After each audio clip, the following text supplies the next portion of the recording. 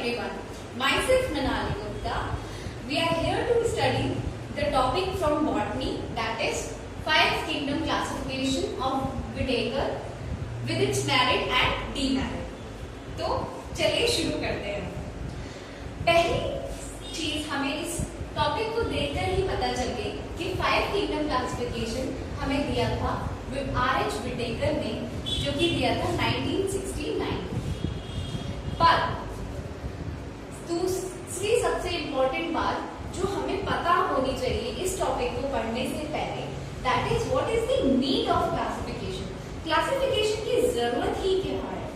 हमारे इस अर्थ पर, हमारी इस पृथ्वी पर इतनी ज्यादा डाइवर्सिटी है कि अगर हम हर एक के बारे में अलग अलग पढ़ना चाहेंगे तो बहुत सारा डाटा हो जाएगा, बहुत सारी इंफॉर्मेशन हो जाएगी और हमारे लिए बहुत डिफिकल्ट हो जाएगा कि एक एक ऑर्गेनिज्म का हम अलग अलग डाटा पढ़ें.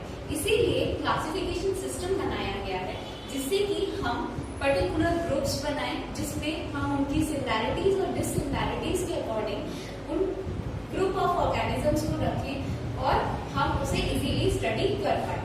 So the need of classification is to determine the exact position of an organism in the classification, and also it helps in the correct identification of various organisms.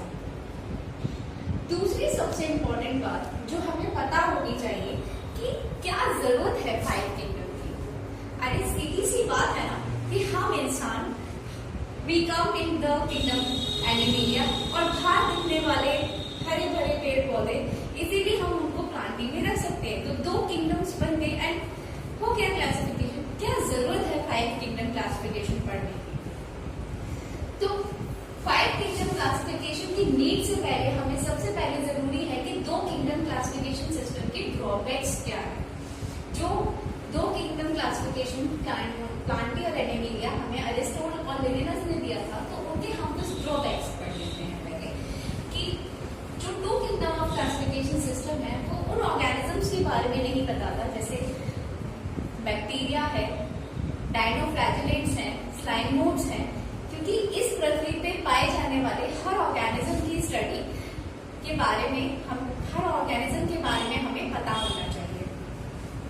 साथ ही ये हमें कुछ और कैरेक्टर्स जैसे यूनिसेलुलर, मल्टीसेलुलर, यूकैरियोट्स और prokaryote, photosynthetic और non photosynthetic organism की भी कोई जानकारी नहीं देता.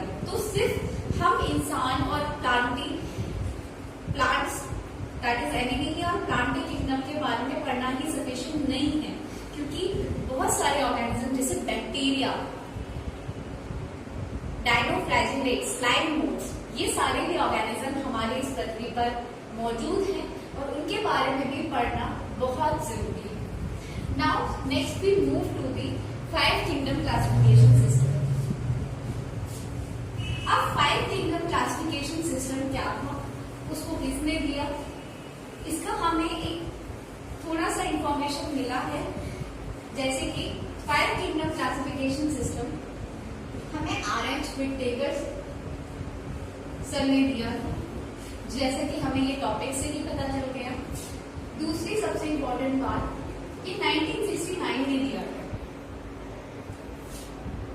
तो अब जो हमें कोई क्लासिफिकेशन दिया जा रहा है उसके कुछ क्राइटेरिया होते हैं, उसका कुछ आधार होता है जिसकी बेसिस पे वो क्लासिफिकेशन सिस्टम बनाया जाता है.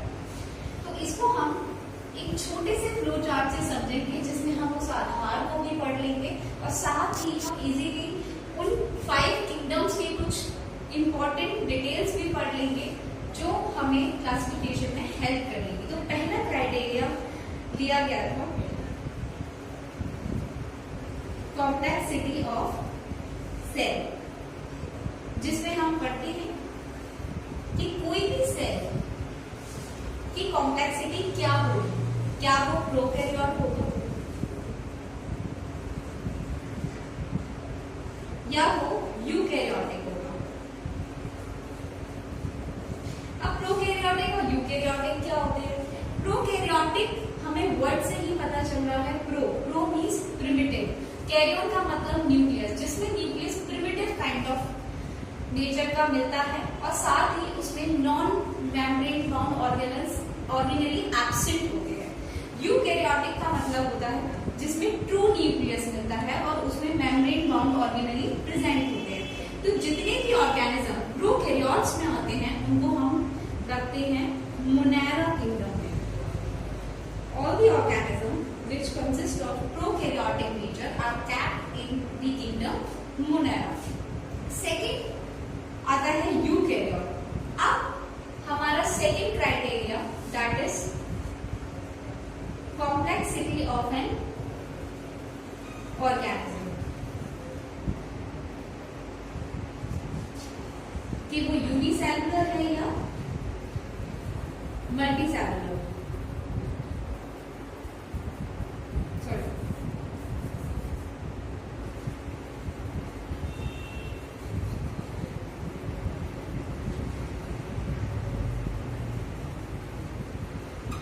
जितने भी ऑर्गेनिज्म यूनिसेलुलर यूकैरियोट्स की क्राइटेरिया में आते हैं उनको हम सेकेंड किंगडम में रखते हैं जिसका नाम है प्रोटिस्टा।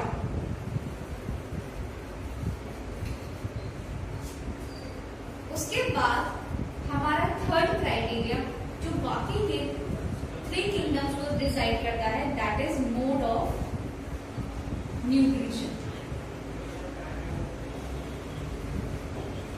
तो जितने भी मल्टीसेलुलर यूकैरियोट्स हैं उनको मोड ऑफ न्यूट्रिशन के बेसिस पर 3 किंगडम में फर्दर डिवाइड किया जाता है। जैसे जितने भी ऑटोट्रॉप्स हैं या ऑटोट्रॉपिक न्यूट्रिशन रखते हैं या ऑटोट्रॉपिक न्यूट्रिशन शो करते हैं उनको हम रखते हैं प्लांटी में। जितने भी सैप्रोफाइट्स हेटेरोट्रॉप्स हैं, तो नेक्स्ट है सैप्रोफाइट्स जिसमें फंजाई आते हैं। इसमें कुछ पैरासाइटिक भी होते हैं जिनका mode of nutrition saprophytic plus उसका पैरासाइटिक भी होता है, पर मेनली हम इनको सैप्रोफाइट्स में रखते हैं क्योंकि ये डेड और डिके ऑर्गेनिज्म पर डिपेंड करते हैं मेनली। नेक्स्ट आता है जिनका mode of nutrition heterotrophic mainly holozoic होता है उनको हम रखते हैं एनिमीलिया में। तो ये हो गए हमारे 5 kingdom that is Monera, protista, Plantae, fungi और एनिमीलिया। इसमें एक चौथा क्राइटेरिया भी दिया गया था जो था फाइलोजेनेटिक रिलेशनशिप, जिसमें ये भी बताया गया कि ये सारे किंगडम कैसे इवॉल्व हुए, कैसे इनका इवोल्यूशन हुआ। नेक्स्ट अब हम इनकी कुछ डीप डिटेल्स पढ़ेंगे, इनको कुछ क्राइटेरिया के अकॉर्डिंग एक टेबुलर फॉर्म में पढ़ेंगे जिससे कि हम इजीली कुछ क्वेश्चंस के आंसर कर पाए जो नीट में आते हैं। तो स्टार्ट करते हैं कुछ कैरेक्टरिस्टिक्स से, कुछ डीप डिटेल्स से जिनको हम इजीली एक टेबुलर फॉर्म में उनकी कुछ डिटेल्स पढ़ सकते हैं। तो फर्स्ट हमने जो क्राइटेरिया लिया है दैट इज सेल ऑर्गेनाइजेशन, कि वो कौन सा इसमें किंगडम यूनिसेलुलर है, कौन सा मल्टीसेलुलर है। तो जो हमारे 2 किंगडम्स हैं मोनेरा और प्रोटिस्टा, जैसे कि आपने इस टेबुलर फॉर्म में स्टडी किया, these are unicellular, that is Monera is also unicellular, Protista is also a unicellular single cell organism from this. Fungi is multicellular, Plantae भी मल्टीसेलुलर होते हैं और एनिमीलिया भी मल्टीसेलुलर होते हैं जिनकी सेलुलर कंपोजिशन 1 से ज्यादा होती है।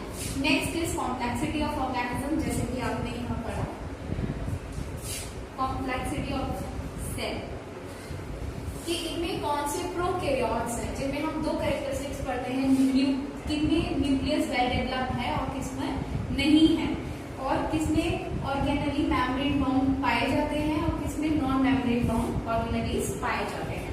तो कॉम्प्लेक्सिटी ऑफ ऑर्गेनिज्म में सिर्फ एक ही किंगडम ऐसा है जो काफी बार नीट में भी क्वेश्चन आ जाता है, which is the only kingdom consist of prokaryotic organism, या which is the only prokaryotic kingdom found in 5 kingdom classification system. The Monera is only a prokaryotic, only have a prokaryotic organism, and rest all the 4 had the eukaryotic organism. Next, we go to cell wall. Cell wall Monera जिसमें mainly bacteria आते हैं, that is आप आगे पढ़ेंगे gram positive और gram negative bacteria, उनकी जो cell wall है मेनली पैप्टिडोग्लाइकेन की बनी होती है। प्रोटिस्टा में कुछ ऑर्गेनिजम्स के पास सेल वॉल होती है, जैसे डायटम्स है, सिलिका की सेल वॉल बनी होती है। फंजाई में सेल वॉल एक स्पेशल टाइप ऑफ मटेरियल की बनी होती है जिसको हम बोलते हैं काइटिन।